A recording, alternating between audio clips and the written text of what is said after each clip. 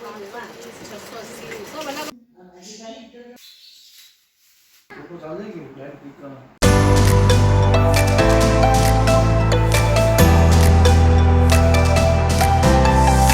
Friends, good morning. तो आज है व्लॉग का पहला पार्ट जो कि है नीत के मुंडन संस्कार का पार्ट, और उसमें की तैयारी के लिए हम लोग आज पहली शॉपिंग करने जा रहे हैं। तो ये जो शॉपिंग है बेसिकली मेरी मम्मी की तरफ की है, क्योंकि कुछ रिचुअल्स होते हैं जिसमें मम्मी की तरफ से कुछ कपड़े रखे जाएंगे नीत के, मेरे हमारे ससुराल वालों की फैमिली के, तो हम लोग वही लेने जा रहे हैं। सो ये क्लिप आज स्टार्ट होने वाला है, यानी कि 3 अप्रैल को। और ये जो व्लॉग है वो बहुत लंबा शूट होगा, अलग अलग टुकड़ों में शूट होगा, और ये व्लॉग आपको देखने को मिलेगा ऑब्वियसली नीट के व्लॉग्स मुंडन संस्कार के बाद ही। तो छोटी छोटी क्लिप्स मैं शूट करूंगी इस बीच में, उसके अलावा जो नॉर्मल व्लॉग्स हैं वो अलग चलेंगे। तो बस इस तरह से रहेगा सिनेरियो। तो चलिए अब हम रेडी हो जाते हैं और फटाफट से नीट के मुंडन संस्कार की पहली शॉपिंग करने के लिए जाते हैं। मैं बताऊंगी आपको कि हम लोगों ने क्या क्या परचेज किया, हम लोग कहाँ कहाँ घूमने गए थे। तो अभी हम आ चुके हैं मार्केट में, और ये हमारी है पहली शॉप जहाँ पर हम शॉपिंग कर रहे हैं। शॉप का नाम मैं भूल चुकी हूँ क्योंकि अभी काफ़ी टाइम हो चुका है, अभी मैं रिकॉर्डिंग कर रही हूँ, इसे एडिट कर रही हूँ। तो बस यहाँ पर हमने काफ़ी सारी चुंदर देखी। यहाँ पर कलेक्शन इतना कुछ ज़्यादा खास नहीं था, ओके था, बट फाइनली मुझे अपनी चॉइस की चुंदड़ साड़ी मिल गई थी, तो मैं वही यहाँ पर पसंद कर रही हूँ। तो बस इस तरह से मैं पहन कर देख रही हूँ, ट्रायल कर रही हूँ। सिर्फ पल्लू ही ट्राई करके देखा था मैंने, उससे ज़्यादा कुछ भी ट्राई नहीं किया था। पूरी साड़ी नहीं पहनी थी, बस इस तरह से थोड़ा थोड़ा सा लगा कर देख लिया। तो 2 साड़ियाँ मैंने टोटली लगा कर देखी हैं। उसके अलावा एक्चुअली हमारे यहाँ पर रिचुअल है कि जो चूंदर साड़ी होती है और एक पीलिया साड़ी होती है ना, वो खुद के पैसों से नहीं खरीदते हैं, उसे कोई और ही दिलवाता है, या कोई और रिश्तेदार या रिलेटिव्स में से उनके ही पैसों से, या फिर किसी गिफ्ट के तौर पर ही लेकर पहना जाता है। तो बस अब हम आ चुके हैं सेकंड शॉप पर।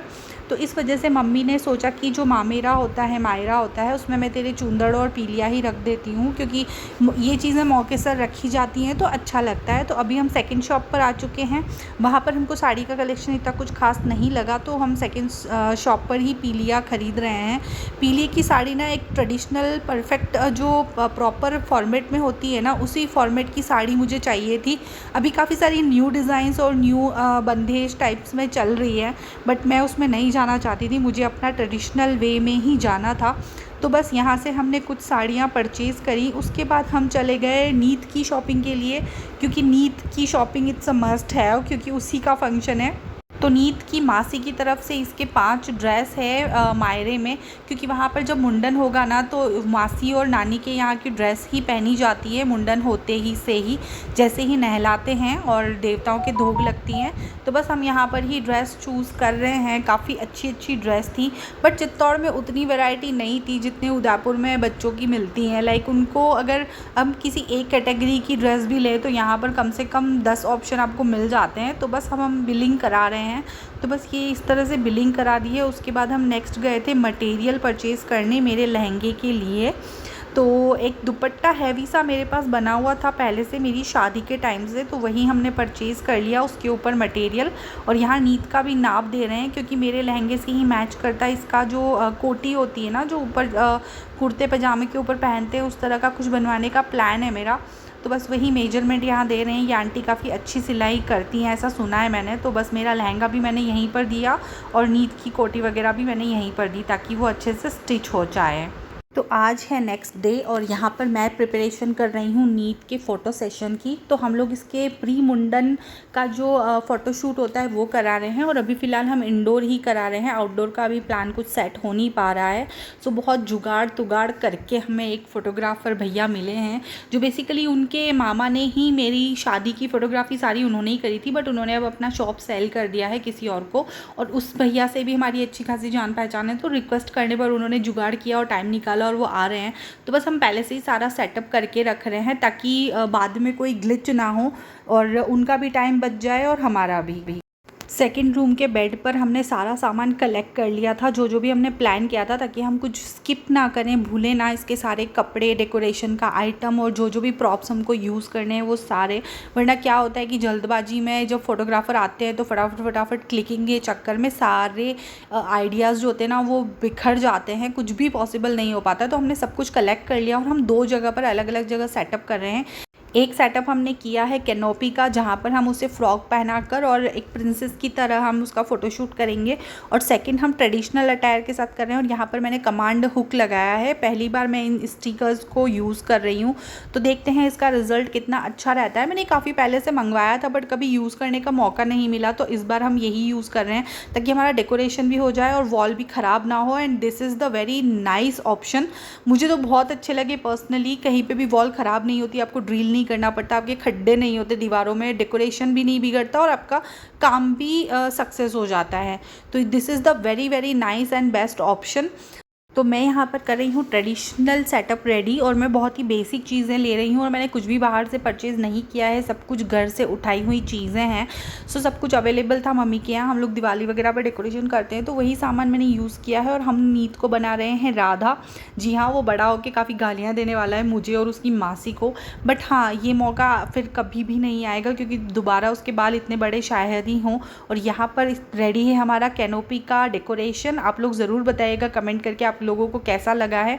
और ये देखिए हमारी छोटी सी राधा, हम नित्यंत को बना दिया है हमने यहाँ पे नित्या। तो चलिए इस तरह से आप इस व्लॉग को एंजॉय करिए। और अब आपको जो भी क्लिप्स देखने को मिलेंगी वो सारे फ़ोटोशूट की होंगी। हमने कोशिश किया कि हम मैक्सिमम से मैक्सिमम नीत की फ़ोटोशूट ले सकें, अलग अलग ड्रेसेस में, अलग अलग गेटअप में। बट यू नो मैं एक हफ़्ते के लिए ही घर गई थी और इतने आइडियाज़ मुझे सूझे ही नहीं। 10 की बटन आगे रहना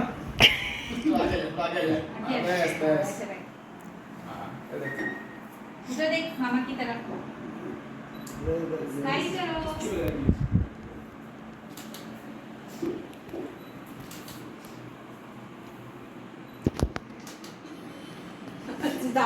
अरे स्माइल कर दे रही। इसको पकड़ बैठ, इसको पकड़ बैठ। आँख मारना, ब्लिंक करो आईज को। मुंह बंद कर। मुंह बंद करो। मुंह बंद कर। माउथ क्लोज करो। बंद करो मुंह बंद करो। तो इस तरह से फर्स्ट डे फ़ोटोशूट का ऐसा रहा कि 4 ड्रेसेस में नीत की फ़ोटोशूट हुई थी। एक लहंगा चोली में हुई थी, एक शॉर्ट फ्रॉक थी, एक लॉन्ग गाउन टाइप से फ्रॉक था और अलग अलग सेटअप और प्रॉप्स यूज़ किए थे हमने। थोड़े बहुत किए थे, ज़्यादा तो नहीं प्लान कर पाए थे। बट इस तरह से यहाँ पर फ़ोटोशूट चल रहा है और नीत फ़ोटोग्राफ़र की और नीत की इतनी अच्छी दोस्ती हो गई ना कि पहले तो ये बहुत ही सड़े से मुंह के साथ फ़ोटो खिंचा रहा था, लेकिन फिर बाद में धीरे धीरे दोस्ती होती गई और स्माइल करता गया और उनके साथ काफ़ी कंफर्टेबल हो गया। और इवन उन भैया ने तो इतना एंजॉय किया ना नीत के साथ कि वो कह रहे थे कि हम तुझे उठा के लेके चले जाते हैं, तो इतना क्यूट लग रहा है। और वो बहुत देर तक तो उसको एज एन लड़की ही कंसीडर कर रहे थे क्योंकि उन्होंने फ़र्स्ट टाइम उसे लड़की की ड्रेस में देखा था और उनको ऐसे ही दिमाग में बैठ गया था कि हम लड़की का फ़ोटोशूट करने आए हैं। खैर बाद में उन लोगों ने भी अपने आप को सुधारा और उसे एज एन लड़का ट्रीट किया। तो बस इस तरह से यहाँ पर हम लोग इसका फ़ोटोशूट करा रहे हैं और आप देख सकते हैं मेरी नित्यंत को कि कितना क्यूट नित्या बन के लग रहा है। आप लोग कमेंट करके ज़रूर बताइएगा कि आप लोगों को ये व्लॉग कैसा लगा है। मैं सारे डेज़ के फ़ोटोशूट इसमें इंक्लूड करूँगी। तो ये है 4th ड्रेस जिसमें उसका फ़ोटोशूट हुआ है और इस ड्रेस में आते ही नीत ने थोड़ा सा रिलैक्स किया और ये अब इतना थक चुका था और इतना परेशान हो चुका था कि इसने लिटरली लुक देना ही बंद कर दिया।